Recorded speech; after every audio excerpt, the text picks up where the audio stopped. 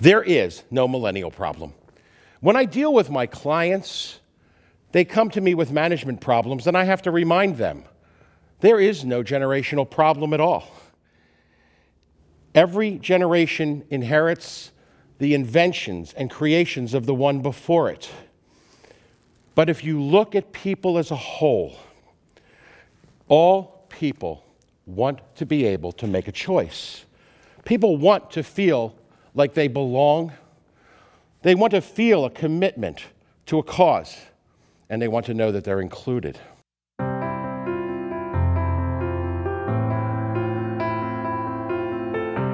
My name is Joe Cursillo. I am also known as the MindShark.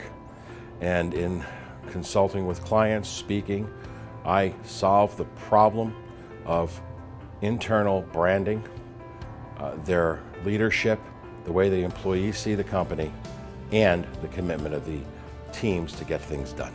Several years ago, I was a juvenile judge, and I had a young man come in front of me. His name was Ken. Ken had committed a number of heinous crimes, and Ken came in front of me from his 16th birthday till 6 months before his 21st birthday for review. And every 6 months, I had the opportunity to listen to Ken, see Ken, and determine whether he should be returned to the community or sent back to juvenile detention. Ken, every hearing was belligerent. He was just nasty. 6 months before his 21st birthday, Ken came in front of me and was as belligerent as ever. I looked at Ken and I sent him back to lockup.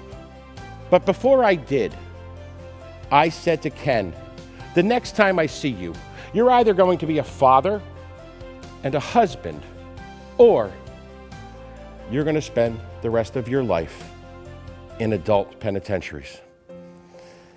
As they took Ken out of the courtroom, he turned and looked at me in one more look of defiance.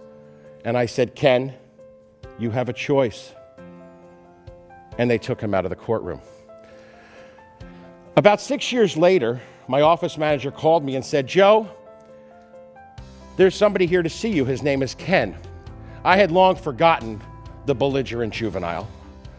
But as I walked into my waiting room, there he was, all 6'7" of him. I was convinced that I knew what he was thinking, and I thought I was going to die. So I took him into the conference room because I didn't want my office manager to die as well. Well, actually, if it had been my prior office manager, I would have been good with that. But I took him back into my conference room, and as we walked in, Ken reached into his jacket.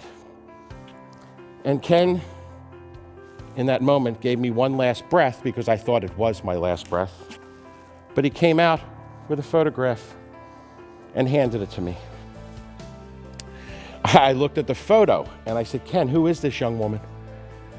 And he looked up at me and said, that's my wife. We're getting married on Saturday and we're going to have a child.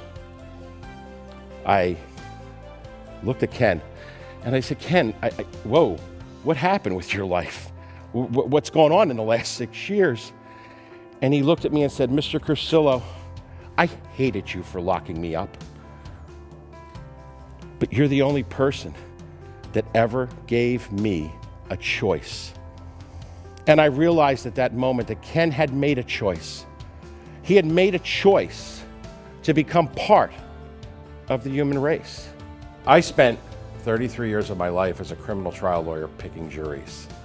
I also led a law firm, and I was a professional entertainer. In those capacities, I have learned to lead people, guide people, and make them do what needs to be done to achieve the goals of everyone I work with.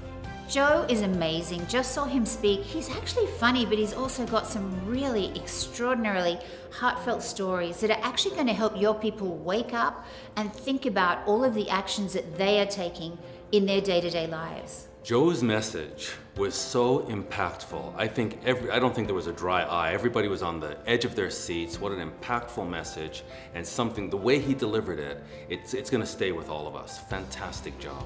Joe's storytelling is emotional and gripping, and it's rooted in deep meaning.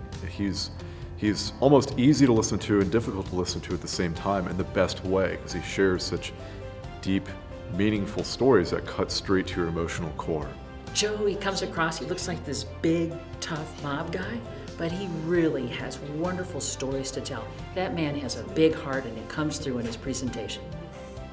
The most common reasons people have told me that they hire me is because of the fact that I bring to their company, I bring to their event, entertainment, engagement, and a memorable experience. When we manage and lead our teams, we sometimes offer incentives, and other times we use aggressive management styles. The problem is, whether you're aggressive or you're using incentives, at some point, time runs out. The incentives go away, or the employee is fed up. And that is when they look elsewhere, and they find somewhere that they have a choice, somewhere else that they feel like they have the ability to be somebody. So if you take your teams, your people, and you lead them and give them a commitment to a cause, something to believe in, and you guide them appropriately, you can move them from you and me to us. And then imagine what would happen if your people would commit themselves to a cause that is yours and succeed on your behalf.